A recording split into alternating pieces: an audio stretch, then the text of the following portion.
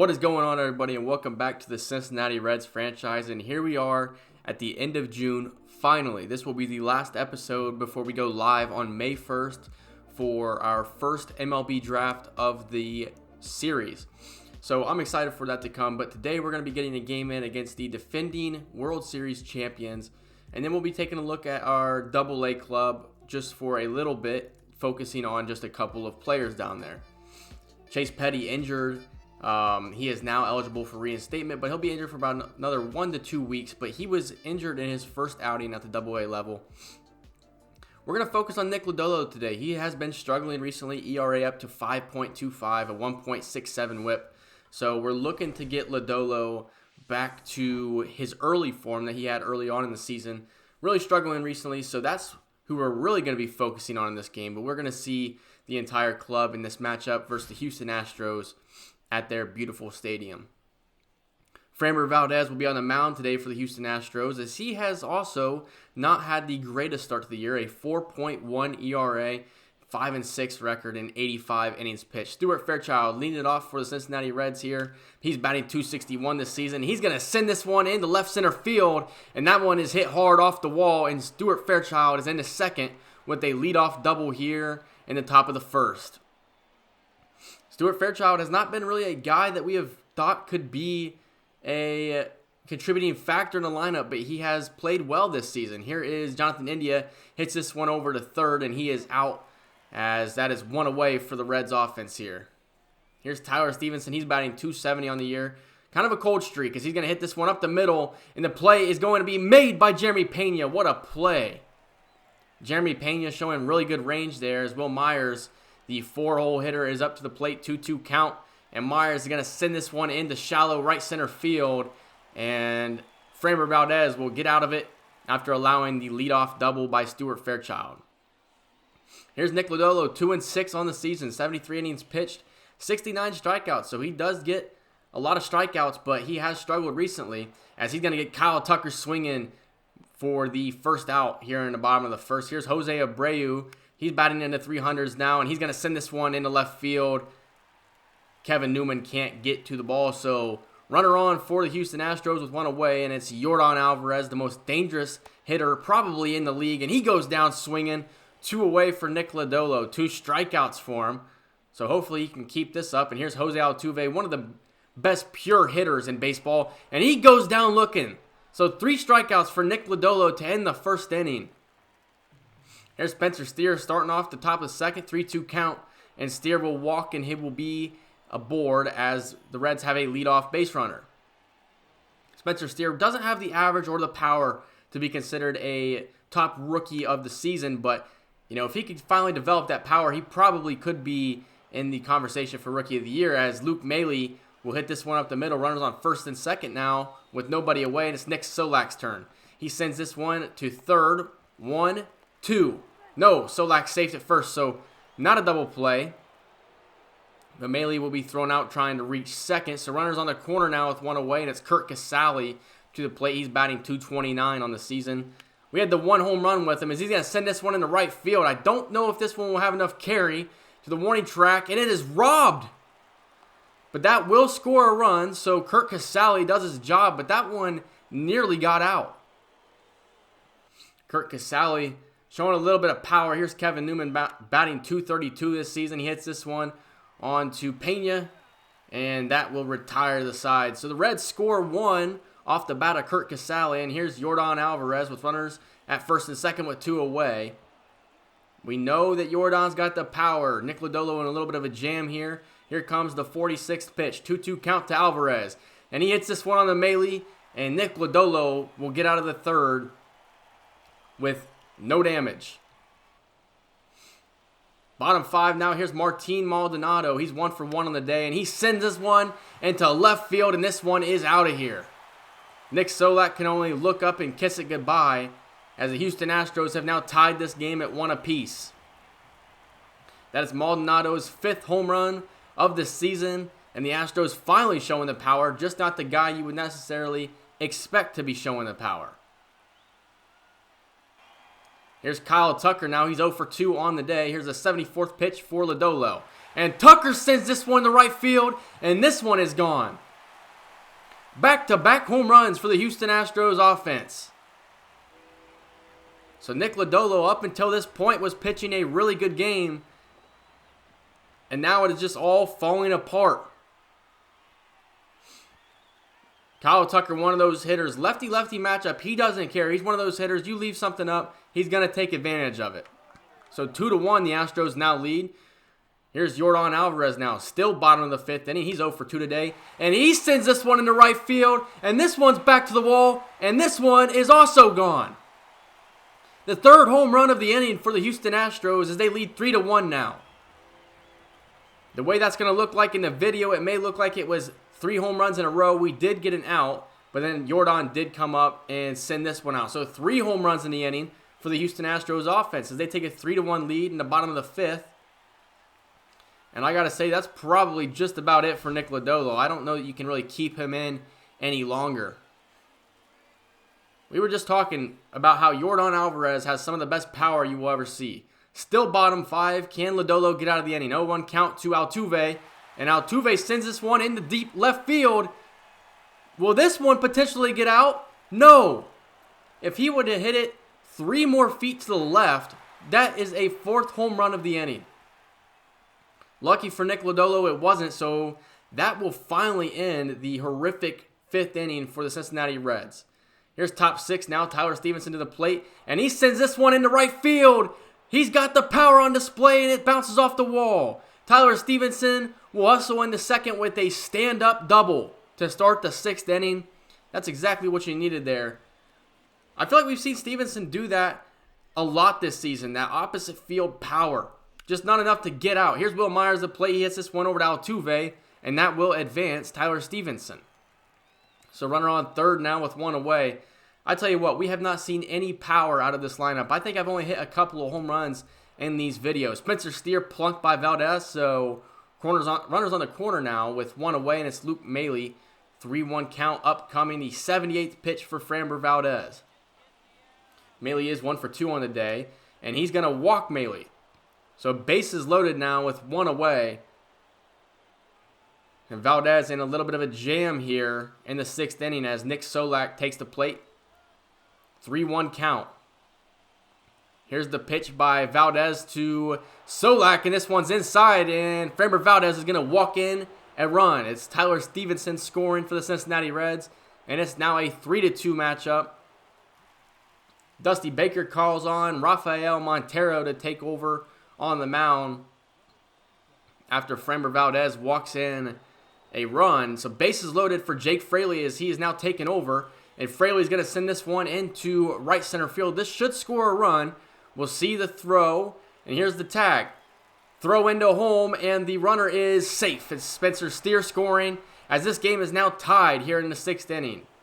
Jake Fraley with the RBI. Here's Kevin Newman now, top 6. Runners on the corner still. Newman hits this one into right center field, and this one should retire the inning. 3-3 now as the Reds scored 2 runs in the top of the 6th inning. And Joe Cunnell comes out for the Cincinnati Reds to pitch now. So Nick Lodolo's day is done. Cunnell with a 4.76 ERA. And here's Martin Maldonado to the plate. Runners on first and second, 2 away. He's already got a homer on the day. And he's going to hit this one hard over to Maile, and he's there to make the play. So the Reds will get out of the jam here in the bottom of the 6th.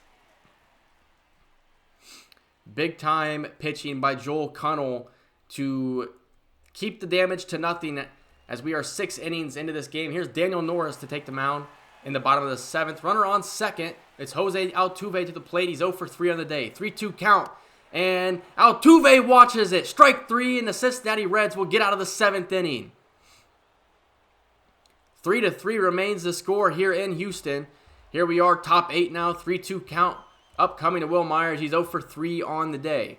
Maybe a potential trade target coming up as Myers sends this one into left field. This one's deep, and it's going to hit off the base of the wall. And Will Myers is into second with a leadoff double here in the top of the 8th. Phil Maton, the pitcher for the Houston Astros. Here's Spencer Steer up to the plate.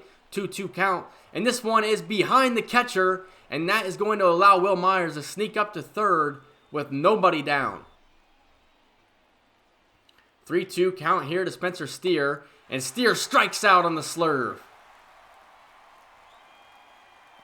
You know, I was hoping that Spencer Steer could hit that one right there. That's a hittable pitch. He just couldn't connect with it. Luke Maile to the plate now. He sends this one over to first, and that's not going to score the runner, so Phil Maton might get out of this with nothing scoring for Cincinnati.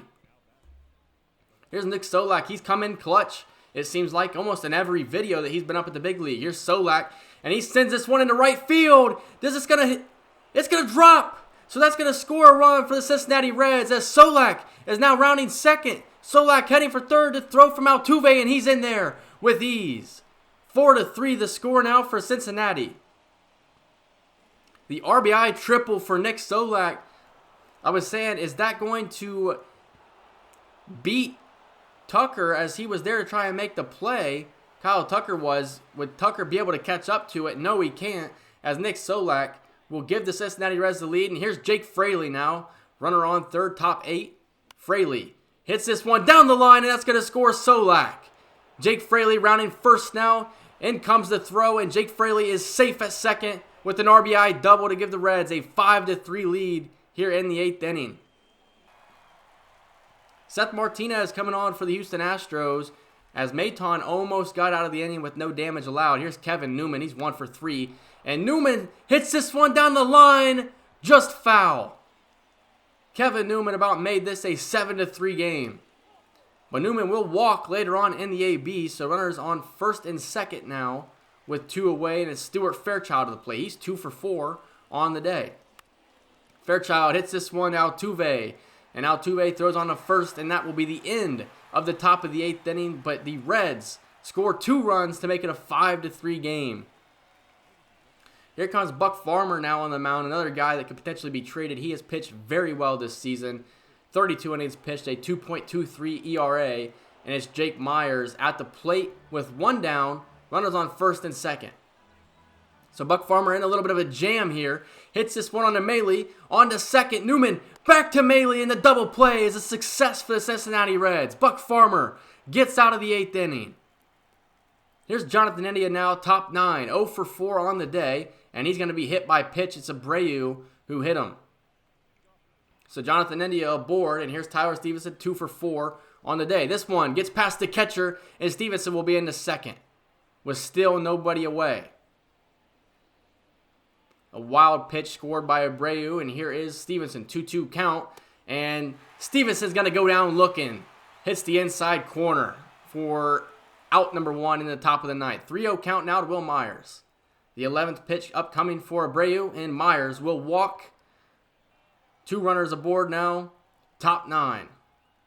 1 away for Spencer Steer, and he's going to hit this one in the gap, and this one will not score a run. The bases will stay loaded. Spencer Steer with the single, almost an RBI, but they didn't want to risk it. Here's Joey Votto now, bases loaded for him, and he's got the best power on the team. He does not hit for average, but he's hit 8 home runs this season. And Votto on the 3-2 count did not swing, so that will walk in a run. Cincinnati will take a 6-3 lead here in the top of the 9th. The Houston Astros pitching has just slowly started to fall apart. Here's Nick Solak. He's 1 for 3 on the day, 3-2 count, and he's going to walk, and that will score another run for the Cincinnati Reds. 7-3 now in the top of the 9th, and Abreu is really struggling. This Houston Astros bullpen has really struggled. Here's Hector Neris now. He's pitched 15 innings this season, 5.4 ERA. And it's Jake Fraley at the plate. He's 1 for 1 on the day. He's also walked as well. Here's Fraley. Hits this one deep to left field. Does this one have enough carry? It's off the top of the wall. And this is going to be a bases clearing, 1-out double for Jake Fraley. He has 4 RBIs on the day as this one hit off the top of the wall, maybe a foot away from being a grand slam. 10-3 now, the Cincinnati Reds lead. And here's Stuart Fairchild for his 6th at-bat of the day. And he's going to pop this one up to finally end the 9th inning. The Astros pitching struggling here late in this game. And now you got Buck Farmer to try and close this one out. Here's Maldonado. Hits this one into right field for a leadoff runner. This game is not over. 7 runs is what the Astros need to tie this game up, 8 to win it. Here's Kyle Tucker now. He's hit a home run today. He's 1 for 4. Here's the pitch from Farmer. And Kyle Tucker is going to send this one to deep right field for his second home run of the day. So Buck Farmer put that one in the worst spot possible. Kyle Tucker is going to make this a 5-run game now. The Reds still have a very comfortable lead, but at the same time, it's got to be concerning that you can give up a home run, and you're probably the best player in the bullpen. So with that being said, that's going to bring on Lucas Sims to try and close this game out. Buck Farmer's day is done. Nobody away, though. Jose Abreu up, 1-2 count. He's 3 for 4 on the day, and he goes down looking for out number 1 in the bottom of the 9th.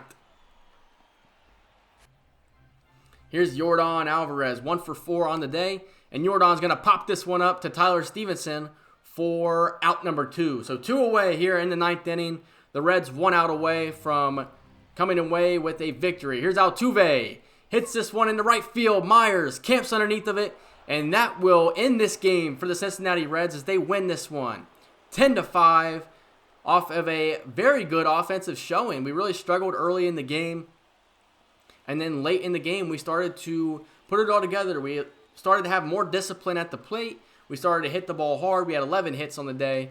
And Daniel Norris, in his first outing in the big leagues, really struggled. Since then, has pitched very well for us, as the series is now tied at 1 apiece. Stuart Fairchild with 2 hits, Stevenson with 2, and then you had Jake Fraley also with 2 hits. So really good showing. We only struck out 4 times as well. And you see the RBIs there. Fraley actually had 5 because I forgot that he walked at the plate. So him walking and that run coming in also counts as an RBI. Lodolo struggled, but I think that he also pitched pretty decent. So I can't be too mad at it. Here we are for scouting. Corey Finnegan has become one of my favorite prospects. He's 19 years old. But we'll talk about Jose Feliz first. He's got really good power. He's a guy that, you can expect him to have a lot of good home run numbers, but he's not going to hit for contact. So he gets down 2 strikes. He might strike out a lot, but he is going to show power. Here's Corey Finnegan, like I said, turned into one of my favorite prospects. He's 6th on our draft board here, and he looks like he could be really good. 19 years old, so I'm excited to see if he was available. I would really think about it. We're going to take a look at Terrence Ramirez here, who we have at number 10. Probably will be the last top prospect guy that we scout. And then we're going to continue to scout Brian Hurt. He's a guy that shows a lot of good contact numbers. If we got a guy that can hit for really good contact, then he's a guy I would be interested in having on our team. So we're going to do that scouting right there. We do win the series against Houston Astros. I got to say that probably has a lot to do with the fact that we made them go through their bullpen so much in that game, as the Rockies are going to take advantage of the poor pitching from Alexis Diaz again. I'm going to be honest. I don't know how much longer we can see Alexis Diaz on this team. Probably for the remainder of the season. I'm not going to trade him. And then Buck Farmer, a guy that I thought was bringing us a lot of good trade value, has also started to struggle here recently. So the bullpen looks rough. I mean, the trade deadline is going to be interesting, but we'll take care of all of that in the live stream. We'll talk about the trade deadline, the draft, the prospects, the All-Star game, everything in the live stream. I can't wait for it. It's going to be the entire month of July here in the live stream. But first, let's talk about Noelvi Marte. He is one of our top prospects. He's down at AA Chattanooga. So we're going to take a look at him for 2 games here. 4-1 we lead in this game. And here's a look at the middle infield here as Marte gets it, throws on to first, as you'll see Edwin Arroyo also at second today, and you will see Cam Collier, who plays third today. Here is Noelvi Marte's opportunity to turn 2 with Edwin Arroyo. He throws on to Arroyo, and Arroyo on to first for the double play. So Noelvi Marte is a guy who we haven't seen at the AAA level yet because he hasn't really produced offensively as well as we necessarily had wanted him to. So Marte would send this one in the left field for a hit, and I will tell you right now that I played 6 AA player lock games, and that was the only hit that I got. So I don't know if it was my patience or what it was, but it was rough. So here's Cam Collier now. We're going to watch him hit this one up the middle, and Marte going to maybe try to score. No, he'll hold up at third. So, yeah, I just wanted to kind of talk about these prospects. Excuse me.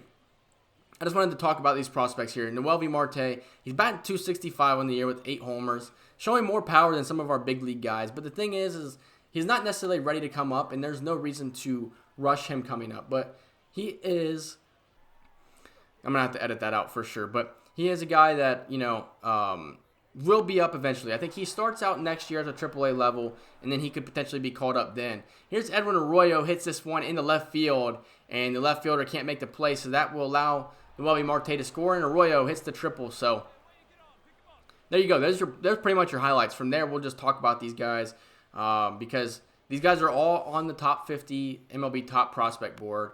And I think my favorite one out of them is probably Cam Collier, which we'll get to, but Noelvi Marte, who came over from Seattle in the trade that we sent Luis Castillo over there. I'm pretty sure what trade that was.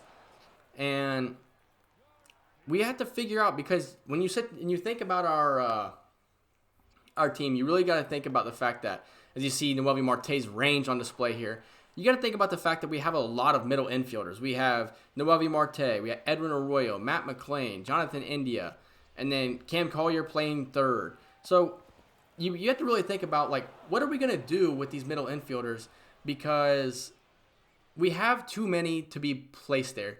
So taking a look at scouting again, Terrence Ramirez we are 100% on. We keep him at number 10, as he is a strikeout pitcher for sure. He's got really good pitch velocity looking.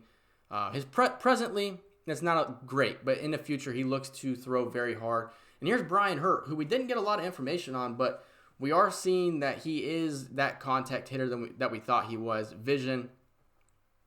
I think having a big-time contact hitter would be a good thing to have for this squad. So here's Brian Hurt. We're going to focus on Charles Wood, a closing pitcher, and Ellis Patton, a starting pitcher who is around that range of our second pick. So we're going to continue to look at Brian Hurt. We're going to look at Charles Wood, who is a not ranked player, but that potential from 75 to 94 makes me a little intrigued. 6'3", 228 out of the Dominican Republic.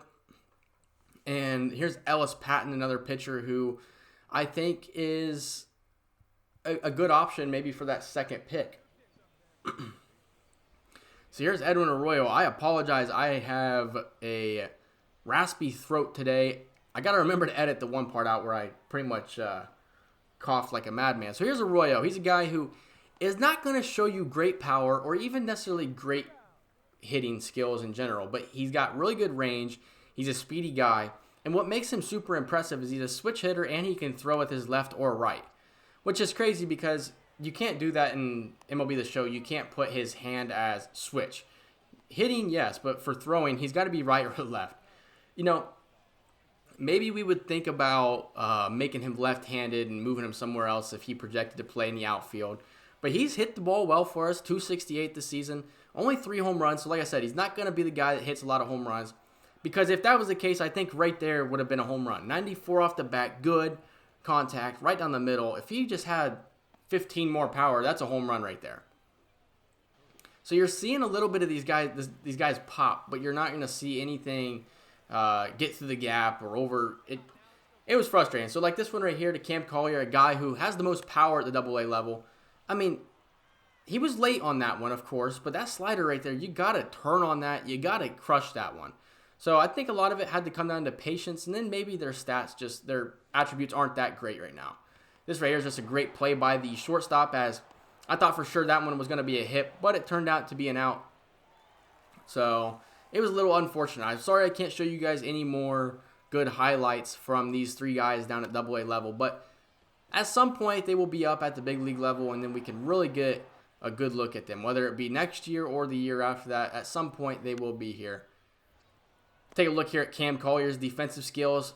He could potentially end up being like a first baseman for us. I'm not sure yet. I'm not sure what kind of moves I want to make at the deadline either. I've showed you 2 guys in the last episode, I do believe. Now, one of those guys I showed you we're probably not going to approach just because it's not very practical for the other team.